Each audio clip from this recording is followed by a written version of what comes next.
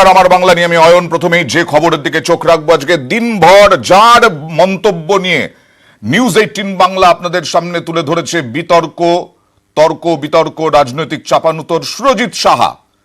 হাওড়া জেলা সদর সভাপতি সুরজিৎ সাহাকে বহিষ্কার করলো বিজেপি।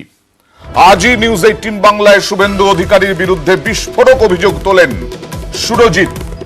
গতকালের যে নির্বাচনী বৈঠক, সেই নির্বাচনী বৈঠকে শুভেন্দু অধিকারী যে মন্তব্য করেছিলেন, সেই মন্তব্যের বিরুদ্ধে তিনি বিষোদ্গার করেন শুভেন্দু অধিকারীর বিরুদ্ধে। তারপরেই দেখছেন সেই চিঠি, অর্থাৎ বিজেপির পক্ষ থেকে চিঠি ধরানো হয়েছে যে তাকে বহিষ্কার করা হলো দলীয় শৃঙ্খলা ভঙ্গের অভিযোগে।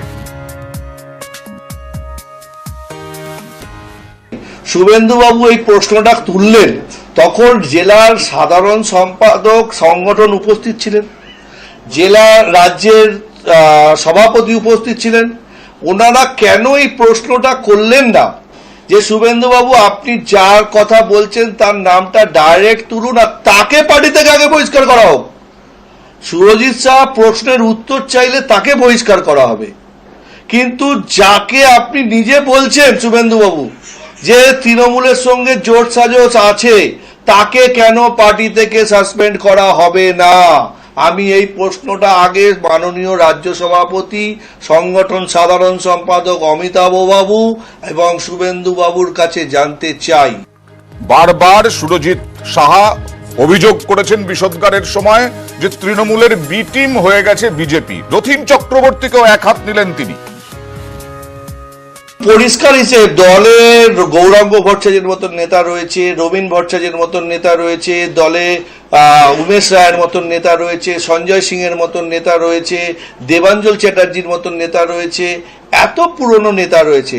তাদের জায়গায় একটা যাকে আমরা আলিবাবা 40 চোরের মতন আলিবাবা 48 চোর বলে এসেছি, সেই রথীন চক্রবর্তীকে তাকে পার্টির থেকে যদি করা হয়, যে নিজের বাড়ির সামনে গদ্দার লেখা ব্যানারটা নামাতে পারে না, জেলা সভাপতিকে গিয়ে সেটা নামাতে হয়, তার আন্ডারে ভারতীয় জনতা পার্টি কর্পোরেশন ইলেকশন লড়বে না। আমি থাকলেও লড়বে না, আমি না থাকলেও লড়বে না, আমার মনে হয়। এগুলো সবই বহিষ্কারের পরে বক্তব্য সুরজিতের। বহিষ্কারের পরেও অনড় সুরজিৎ শাহ, এবং আবারও বললেন যে শুভেন্দু, রুদ্রনীল, বৈশাখী ডালমিয়া এই সমস্ত নেতাদেরকে নিয়ে তৃণমূলের বি টিম হয়েছে বিজেপি। তৃণমূলের বি টিমের আগমন বিজেপির পতনের কারণ, সেটা সারা পশ্চিমবঙ্গের সঙ্গে হাওড়াও ব্যতীত নয়। আমি বারবার রাজ্যকে জানিয়েছি আমার দলের অনেকজন কাজ করছে না, তাদেরকে বদলানোর জন্য আমার এখানকার সাধারণ সম্পাদক সংগঠন, ওনার রিমোটটা থাকেন শুভেন্দু অধিকারীর কাছে। উনি রিমোট চালালে শুভেন্দুবাবু মাথা নাড়ান, শুভেন্দুবাবু রিমোট চালালে আমার রাজ্যের সাধারণ সম্পাদক সংগঠন মাথা নাড়ান, উনি রিমোট বন্ধ করলে ওনার মাথা নাড়ানো বন্ধ হয়। উনি বাকি কারো কথা শুনতে পারেন না, বুঝতে পারেন না। আর যিনি আমার চিঠিতে সই করেছেন তিনি ওই একই জায়গায়, একই রিমোটের, একই চ্যানেলের, মানে দুটো ভাগ করা আর কি। অমিতাভ চক্রবর্তীকে আক্রমণ করলেন, অন্যদিকে প্রতাপ বন্দ্যোপাধ্যায়কেও আক্রমণ করলেন। আসলে গতকাল যে নির্বাচনী বৈঠক, সেই নির্বাচনী বৈঠকের পর যে ক্ষোভ উগরে দিয়েছিলেন আজকে নিউজ 18 বাংলায়, যার সূত্রে বহিষ্কৃত হলেন তিনি, কি বলেছিলেন সেই বিস্ফোরক অভিযোগ দেখুন। শুভেন্দু অধিকারী বাবু যুক্তি দিয়ে তুলছেন, উনি বলতে চাইছেন যে বিজেপি যে হাওড়া সদরে হেরেছে তার পেছনে নাকি অরূপ রায়ের সঙ্গে বিজেপির ক্যান্ডিডেটদের ষাটগোট ছিল, সেই জন্য হেরেছে।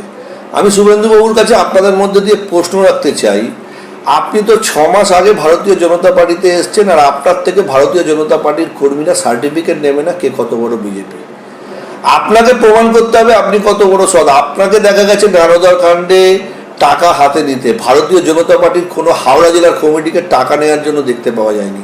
আমরা তৃণমূলের বি টিমের আন্ডারে কাজ করব না হাওড়া জেলার কোনো কার্যকর্তা। যদি করতে হয় চেয়ারম্যান হবে তো ভারতীয় জনতা পার্টির যারা পুরনো কার্যকর্তা রয়েছেন, অনেকে আছেন, আমি নাম ধরে বলতে পারি, কিন্তু আমরা তৃণমূল থেকে হারা যারা চোর, যাদের নামের বদনাম আছে, যারা কর্পোরেশনকে লুট করেছে, সেই চোরেদের সর্দার যারা আছেন, তাদের আন্ডারে ভারতীয় জনতা পার্টির কোনো কার্যকর্তা কাজ করবে না। বাংলার খবরে আসবো, তবে তার আগে এই মুহূর্তের বড় খবর, কুস্তিগির নিশা দাহিয়াকে গুলি করে খুন। কুস্তিগির নিশা দাহিয়াকে গুলি করে খুন। নিশা ও তার ভাইকে পরপর গুলি, ঘটনাস্থলেই লুটিয়ে পড়েন দুজন। গুলিবিদ্ধ নিশার মাও আশঙ্কাজনক অবস্থায়, তার মা ভর্তি হাসপাতালে। হরিয়ানার সোনেপাতের সুশীল সুমার একাডেমির ভেতরেই গুলি। কুস্তিগির নিশা দাহিয়া, তাকে গুলি করে খুন করা হলো। এখনো পর্যন্ত যা খবর, সুশীল কুমার একাডেমির ভেতরেই গুলি। ব্রোঞ্জ জিতে 5 দিন আগে দেশে ফেরেন নিশা দাহিয়া। ব্রোঞ্জ জিতে 5 দিন আগেই নিশা দাহিয়া দেশে ফেরেন। আর সেই নিশা দাহিয়া ও তার ভাইকে পরপর গুলি, নিশা দাহিয়া খুন সুশীল কুমার একাডেমিতে। গুলিবিদ্ধ নিশার মাও।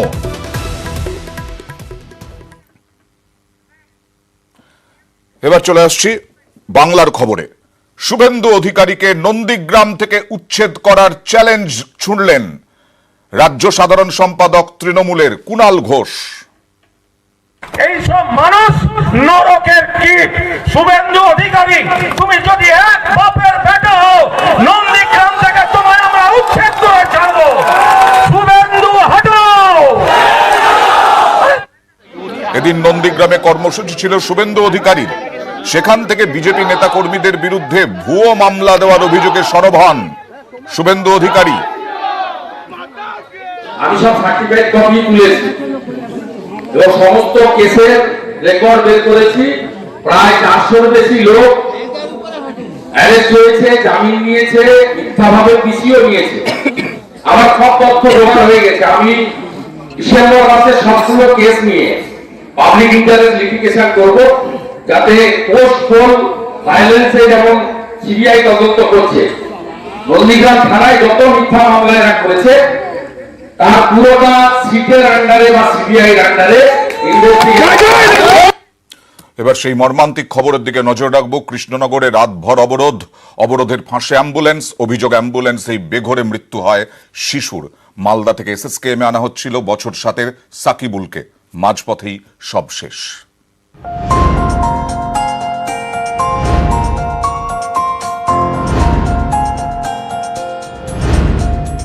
অ্যাম্বুলেন্সের সাইরেন বেজেই চলেছে।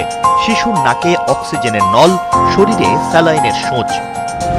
অ্যাম্বুলেন্সের ভেতরে যন্ত্রণায় ছটপট করছে শিশু, কিন্তু অবরোধের ফাঁস কেটে বেরোনোর পথ নেই। এ ছবি মঙ্গলবার রাতের নদিয়ার কৃষ্ণনগরের পিডব্লিউডির মোড়। জগদ্ধাত্রীর বিসর্জনের শোভাযাত্রার দাবিতে চলছিল পথ অবরোধ। মঙ্গলবার রাত 1:30 থেকে রাত 3:30 পর্যন্ত সেই অবরোধেই আটকে থাকে অ্যাম্বুলেন্স। পরিবারের দাবি, অ্যাম্বুলেন্সেই ছটপট করতে করতে মৃত্যু হয় বছর 7-এর সাকিবুল শেখের। কৃষ্ণনগরের একটু পিছনে পথ অবরোধ হয়, সেই পথ অবরোধে আমরা আটকে যাই। আমাদের অ্যাম্বুলেন্স ছাড়া হয়নি সেখানে। 1.5 ঘন্টা পর যখন বাচ্চাটা মারা গেল, তারপরে কিছুক্ষণ পরে অবরোধটা পুলিশ প্রশাসন এসে আমরা যদি 2 ঘন্টা ওখানে না থাকলে আমরা পৌঁছে যেতাম, কিন্তু সেই সুযোগটা আমরা পাইনি। সাকিবুলের বাড়ি মালদার মোথাবাড়ির অনন্তপুরে। সেখানে শোকের ছায়া। স্থানীয় সূত্রের খবর, মঙ্গলবার বিকেলে খেলতে গিয়ে বাড়ির ছাদ থেকে পড়ে যায় সাকিবুল। গুরুতর জখম অবস্থায় তাকে নিয়ে যাওয়া হয় মালদা মেডিকেল কলেজ হাসপাতালে। সেখানকার চিকিৎসকরা কলকাতায় নিয়ে যাওয়ার পরামর্শ দেন, কিন্তু মাঝপথে অবরোধের ফাঁসে সব শেষ। খুব দুঃখজনক ঘটনা, খুব খারাপ লাগছে। গতকালকে বাচ্চাটা নিয়ে যাওয়ার সময় পথ অবরোধ যদি না হতো তো হয়তো বাচ্চাটাকে বাঁচানো যেত, তার চেষ্টা চলছিল, কিন্তু 1.5-2 ঘন্টা পথ অবরোধ হওয়ার জন্য বাচ্চাটাকে হাসপাতালে পৌঁছানো যায়নি। যারা অবরোধ করেছে, যে বা যারাই হোক না কেন, তাদের সত্যি চরম শাস্তি হওয়া উচিত। অবরোধে আটকে অ্যাম্বুলেন্স, ছটফট করতে করতে মারা যাচ্ছে এক শিশু। তারপরেও কিভাবে অবরোধ? অবরোধকারীরা কি এতটা অমানবিক হলেন? জীবনের থেকেও কি বিসর্জনের শোভাযাত্রা এবং অবরোধ বড়? প্রশ্ন অনেকেরই। ক্যামেরায় রাজেশ নাথ, ঝন্টু মণ্ডলের সঙ্গে সমীর রুদ্র এবং সেবক দেব শর্মা, নিউজ 18 বাংলা। আমরাই দেখিয়েছিলাম মহেশতলায় ডায়মন্ড হারবার পুলিশ জেলার এক পুলিশ কর্তার অমানবিক ছবি। অবিলম্বে সরাতে হবে মারধরে অভিযুক্ত সাব ইন্সপেক্টরকে। এই দাবিতে মহেশতলা থানার সামনে আজ বিক্ষোভ হয়। নেতৃত্বে মহেশতলার তৃণমূল বিধায়ক। সকালে বিক্ষোভের পর বিকেলে এসআই এর নামে এফআইআর, মহেশতলা থানায় শুরু তদন্ত। রাস্তায় বাইক রাখার প্রতিবাদ, অভিযোগ তার জেরেই মহেশতলা থানায় নিয়ে গিয়ে বেধড়ক মারধর করা হয় তৃণমূল নেতার ভাইকে। কালীপুজোর দিনের ঘটনা। মঙ্গলবার প্রথম দেখানো হয় নিউজ 18 বাংলায়। পরের দিনই অভিযুক্ত সাব ইন্সপেক্টরকে অপসারণের দাবিতে থানার সামনে বিক্ষোভ স্থানীয়দের। বিক্ষোভে সামিল হন মহেশতলার তৃণমূল বিধায়ক দুলাল দাসও।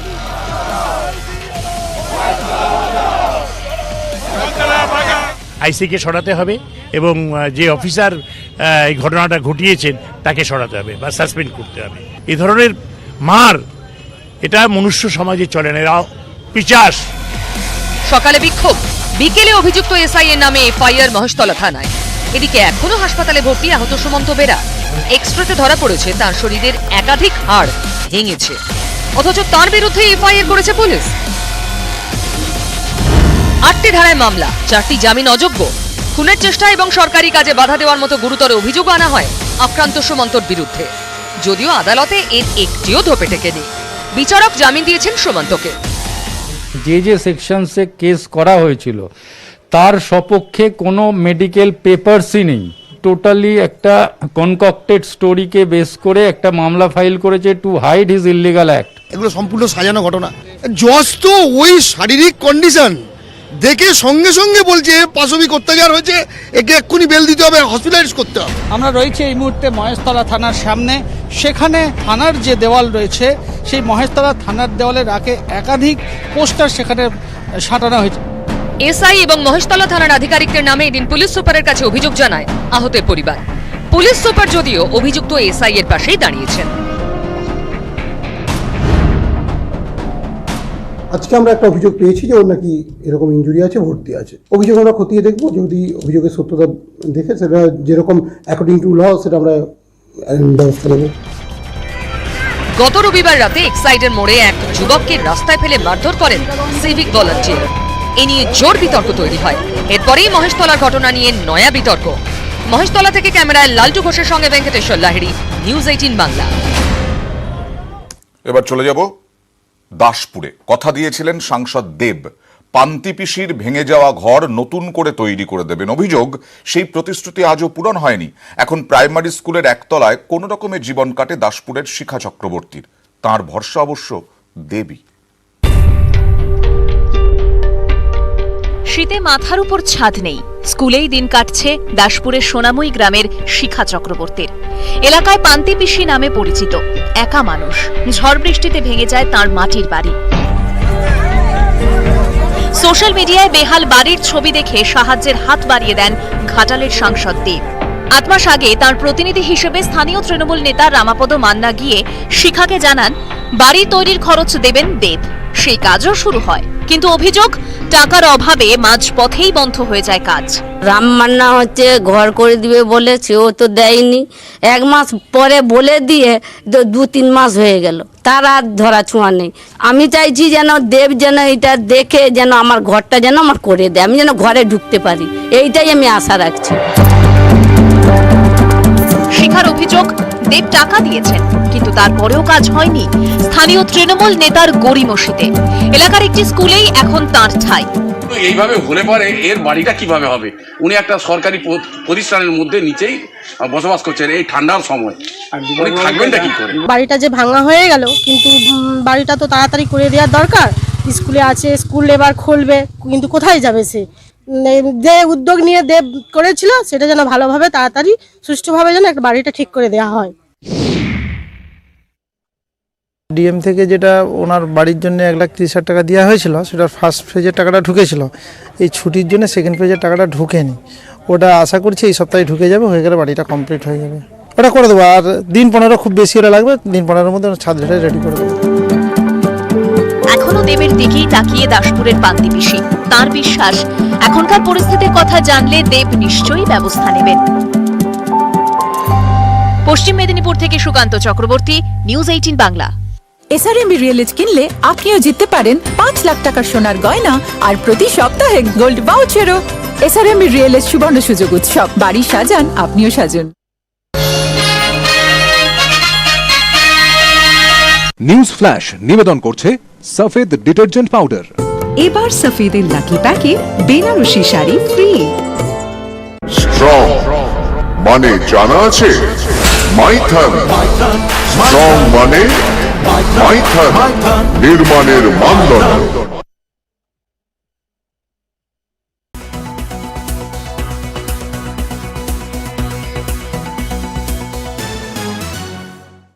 প্রতিষ্ঠিত চিকিৎসক, তিনি আবার সুচতুর অপরাধী। এক মানুষের মধ্যে সম্পূর্ণ বিপরীত চরিত্রের দুই মানুষ। মনোবিদরা বলেন এই রোগের নাম ডিসোসিয়েটিভ আইডেন্টিটি ডিসঅর্ডার অথবা মাল্টিপল পার্সোনালিটি ডিসঅর্ডার। এই রোগে কি ভুগছেন চিকিৎসক অরিন্দম? এই রোগের জেরে কি আলাপন বন্দ্যোপাধ্যায়কে তার হুমকি চিঠি?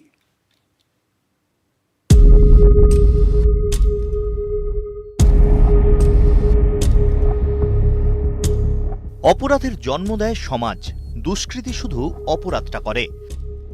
প্রখ্যাত ঐতিহাসিক বাকলের এই উক্তি অপরাধ বিজ্ঞানের এক পরিচিত প্রবাদ। মানুষ কি অপরাধের মন নিয়েই জন্মায়, নাকি সমাজের নানা টানাপোড়েনই তাকে অপরাধী করে তোলে? অপরাধ বিজ্ঞানে এ নিয়ে কাটাছেঁড়ার শেষ নেই। সেই প্রশ্নই আরও একবার উস্কে দিয়েছেন আলাপন বন্দ্যোপাধ্যায়কে হুমকি চিঠি পাঠানোর অভিযোগে ধৃত চিকিৎসক অরিন্দম সেন। কেপিসি মেডিকেল কলেজের চিকিৎসক, অ্যাসিস্ট্যান্ট প্রফেসর, অথচ একা হলেই অন্য মানুষ।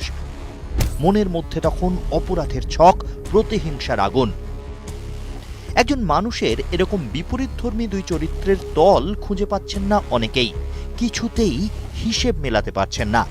কোনো স্টুডেন্টের তরফ থেকে এরকম কোনো ইনফরমেশন আমরা পাইনি যে ওনার সম্বন্ধে উনি কোনো অস্বাভাবিকতা আছে, কারণ উনি আসতেন, পড়াতেন, বা উনি যে ইররেগুলার সেরকমও কোনো ইনফরমেশন আমাদের কাছে নেই। তাহলে কি চিকিৎসক অরিন্দম সেন আসলে এক রোগী, কঠিন কোনো মনোরোগে ভুগছেন? একটা লোক সে যদি উচ্চশিক্ষিত হয়, সে অনেক কিছু করবে না। সে যখন করে ফেলে তখন নিশ্চয়ই বুঝতে হবে তার মনের মধ্যে একটা, কখনো সে এটা খুনের পর্যায়ে নিয়ে যায়, কখনো বা এই ধরনের থ্রেটের পর্যায়ে নিয়ে যায়। স্ত্রীরোগ বিশেষজ্ঞ অরিন্দম সেনের বাড়ি এবং চেম্বার আমার স্ট্রিটে। আলাপন বন্দ্যোপাধ্যায়কে হুমকি কাণ্ডে অন্যতম অভিযুক্ত চিকিৎসক অরিন্দম সেন, এই তার বাড়ি। লেখাই রয়েছে তিনি পেশায় চিকিৎসক।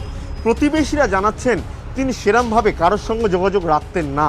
হ্যাঁ, ডাক্তারবাবু তো গাইনোরের কোথাকারের বলতে পারবো না, গাইনোলজির ডাক্তার। এমনি ছেলেটা খুব একটা মিশুকে নয়, পাড়ার কারোর সাথে মেলামেশা আর করেনি। বিয়ের বেশ কয়েক বছর পরেই ডিভোর্স।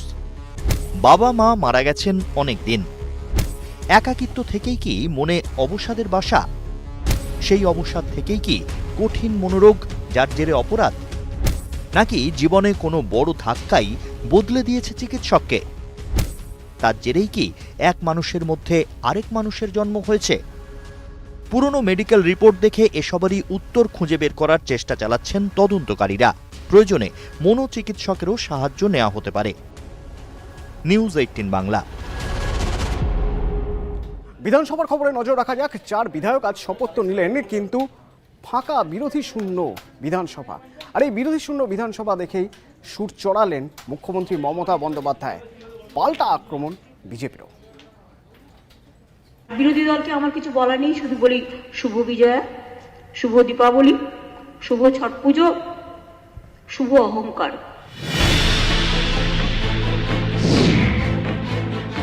মঙ্গলবার বিধানসভায় দাঁড়িয়ে এভাবে বিরোধীদের কটাক্ষ করেন মমতা বন্দ্যোপাধ্যায়। এদিন বিধানসভায় শপথ নেন নবনির্বাচিত 4 তৃণমূল বিধায়ক। তাঁদের শপথ বাক্য পাঠ করান স্পিকার বিমান বন্দ্যোপাধ্যায়।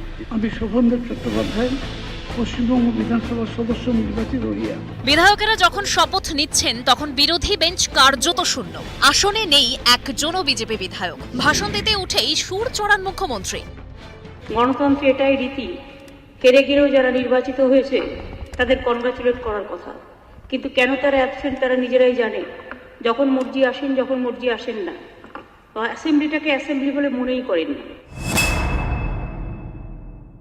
বামফ্রন্ট 34 বছর সরকার চালালেও তারা পর্যন্ত এই ধর্মীয় যে মাস, আমাদের কয়েক মাস চলে, ধর্মীয় অনুষ্ঠান চলে, বিভিন্ন পুজো চলে, সেই পুজোর সময় কিন্তু বিধানসভা চালানোর কোনো সিদ্ধান্ত নেয়নি। এই তালিবানি মানসিকতার আমরা প্রচণ্ড বিরোধ করছি এবং সেই জন্য আমাদের বিধায়করা বিধানসভায় যাচ্ছেন, তারা প্রতিবাদ করছেন, কিন্তু অংশগ্রহণ না করে তারা মানুষের পাশে থাকছেন। পর্যবেক্ষকদের একাংশের মতে গণতন্ত্রের রাজনীতি এবং সংসদীয় রীতিকে আলাদা করেই দেখা উচিত। বাইরে যতই সংঘাত হোক না কেন, সংসদ বা বিধানসভার ভিতরে সৌজন্যই কাম্য। 2011 সালে মমতা বন্দ্যোপাধ্যায়ের হাতে শেষ হয় 34 বছরের বাম জামানা। সেই মমতার শপথেই হাজির ছিলেন বুদ্ধদেব ভট্টাচার্য, বিমান বসুরা। এটাই রাজনৈতিক সৌজন্য। যে ছবি দেখা যায়নি 21-এর ভোটের পর, রাজভবনে তৃতীয়বার মুখ্যমন্ত্রী হিসেবে শপথ নেন মমতা। গড়হাজির ছিলেন বিজেপি বিধায়কেরা। মঙ্গলবার বিধানসভাতেও দেখা গেল সেই বিরোধী শূন্য ছবি। নিউজ 18 বাংলা। রাফাল নিয়ে ফের তপ্ত রাজনীতি। দুর্নীতির দায় কার, কংগ্রেস না বিজেপির? নবাবের শহরের আনাচ কানাচে ক্যামেরা চলছে। দীর্ঘদিন পর হিন্দি ফিল্মের শুটিং হচ্ছে মুর্শিদাবাদের জঙ্গিপুরে। আদালত চত্বর, আজিমগঞ্জের রাজবাড়ি জুড়ে শুটিং, দলের হইচই।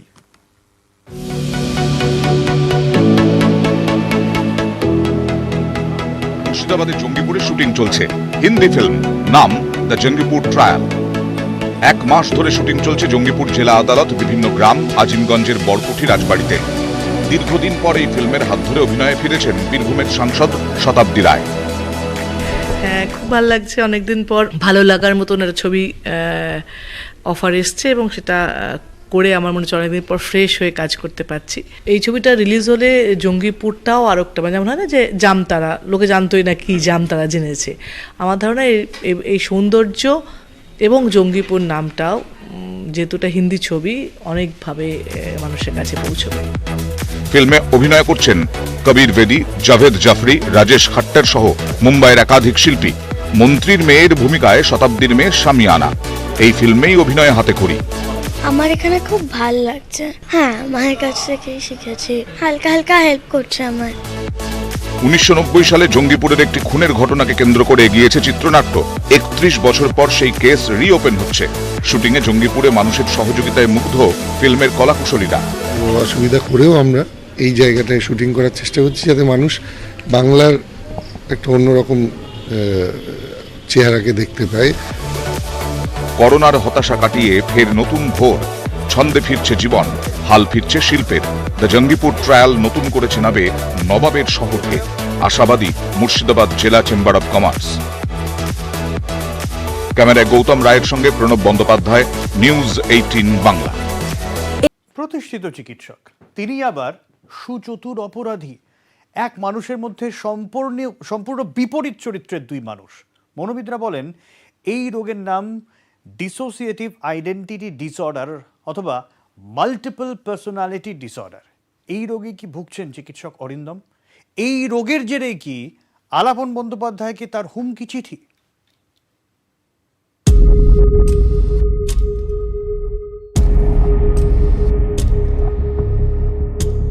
অপরাধের জন্ম দেয় সমাজ, দুষ্কৃতী শুধু অপরাধটা করে। প্রখ্যাত ঐতিহাসিক বাকলের এই উক্তি অপরাধ বিজ্ঞানের এক পরিচিত প্রবাদ। মানুষ কি অপরাধের মন নিয়েই জন্মায়, নাকি সমাজের নানা টানা পড়ে নিয়ে তাকে অপরাধী করে তোলে? অপরাধ বিজ্ঞানে এ নিয়ে কাটা ছেঁড়ার শেষ নেই। সেই প্রশ্নই আরও একবার উস্কে দিয়েছেন আলাপন বন্দ্যোপাধ্যায়কে হুমকি চিঠি পাঠানোর অভিযোগে ধৃত চিকিৎসক অরিন্দম সেন। কেপিসি মেডিকেল কলেজের চিকিৎসক, অ্যাসিস্ট্যান্ট প্রফেসর, অথচ একা হলেই অন্য মানুষ। মনের মধ্যে তখন অপরাধের ছক, প্রতিহিংসার আগুন। একজন মানুষের এরকম বিপরীতধর্মী দুই চরিত্রের দল খুঁজে পাচ্ছেন না অনেকেই, কিছুতেই হিসেব মেলাতে পারছেন না। কোনো স্টুডেন্টের তরফ থেকে এরকম কোনো ইনফরমেশন আমরা পাইনি যে ওনার সম্বন্ধে উনির কোনো অস্বাভাবিকতা আছে, কারণ উনি আসতেন, পড়াতেন, বা উনি যে ইররেগুলার সেরকমও কোনো ইনফরমেশন আমাদের কাছে নেই। তাহলে কি চিকিৎসক অরিন্দম সেন আসলে এক রোগী, কঠিন কোনো মনোরোগে ভুগছেন? একটা লোক সে যদি উচ্চশিক্ষিত হয়, সে অনেক কিছু করবে না। সে যখন করে ফেলে তখন নিশ্চয়ই বুঝতে হবে তার মনের মধ্যে একটা, কখনো সে এটা খুনের পর্যায়ে নিয়ে যায়, কখনো বা এই ধরনের থ্রেটের পর্যায়ে নিয়ে যায়।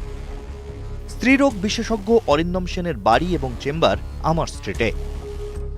আলাপন বন্দ্যোপাধ্যায়কে হুমকি কাণ্ডে অন্যতম অভিযুক্ত চিকিৎসক অরিন্দম সেন, এই তার বাড়ি। লেখাই রয়েছে তিনি পেশায় চিকিৎসক। প্রতিবেশীরা জানাচ্ছেন তিনি সেরমভাবে কারোর সঙ্গে যোগাযোগ রাখতেন না।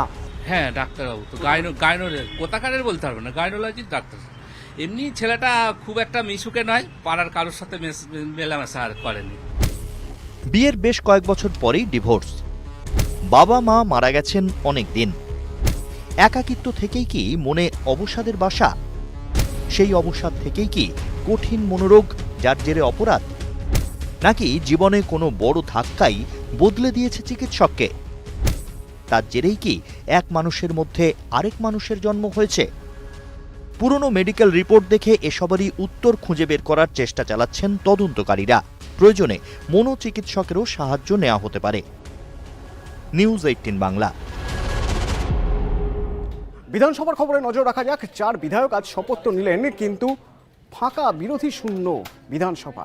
আর এই বিরোধী শূন্য বিধানসভা দেখেই সুর চড়ালেন মুখ্যমন্ত্রী মমতা বন্দ্যোপাধ্যায়। পাল্টা আক্রমণ বিজেপিরও।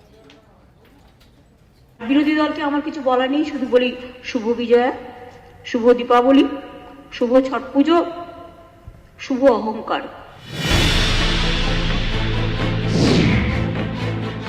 মঙ্গলবার বিধানসভায় দাঁড়িয়ে এভাবে বিরোধীদের কটাক্ষ করেন মমতা বন্দ্যোপাধ্যায়। এদিন বিধানসভায় শপথ নেন নবনির্বাচিত 4 তৃণমূল বিধায়ক। তাঁদের শপথ বাক্য পাঠ করান স্পিকার বিমান বন্দ্যোপাধ্যায়। আমি শোভনদেব চট্টোপাধ্যায়, পশ্চিমবঙ্গ বিধানসভার সদস্য নির্বাচিত হইয়া। বিধায়কেরা যখন শপথ নিচ্ছেন তখন বিরোধী বেঞ্চ কার্যত শূন্য। আসনে নেই একজনও বিজেপি বিধায়ক। ভাষণ দিতে উঠেই সুর চড়ান মুখ্যমন্ত্রী। গণতন্ত্রে এটাই রীতি, কেড়ে গিয়েও যারা নির্বাচিত হয়েছে তাদের কনগ্রাচুলেট করার কথা, কিন্তু কেন তারা অ্যাবসেন্ট তারা নিজেরাই জানে। যখন মর্জি আসেন, যখন মর্জি আসেন না। অ্যাসেম্বলিটাকে অ্যাসেম্বলি বলে মনেই করেন না। বামফ্রন্ট 34 বছর সরকার চালালেও তারা পর্যন্ত এই ধর্মীয় যে মাস আমাদের কয়েক মাস চলে, ধর্মীয় অনুষ্ঠান চলে, বিভিন্ন পুজো চলে, সেই পুজোর সময় কিন্তু বিধানসভা চালানোর কোনো সিদ্ধান্ত নেয়নি। এই তালিবানি মানসিকতার আমরা প্রচণ্ড বিরোধ করছি এবং সেই জন্য আমাদের বিধায়করা বিধানসভায় যাচ্ছেন, তারা প্রতিবাদ করছেন, কিন্তু অংশগ্রহণ না করে তারা মানুষের পাশে থাকছেন।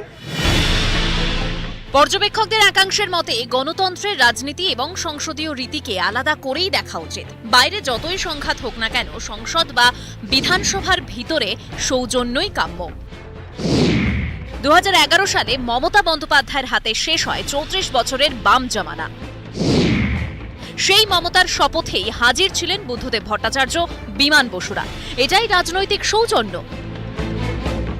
যে ছবি দেখা যায়নি 21-এর ভোটের পর রাজভবনে তৃতীয়বার মুখ্যমন্ত্রী হিসেবে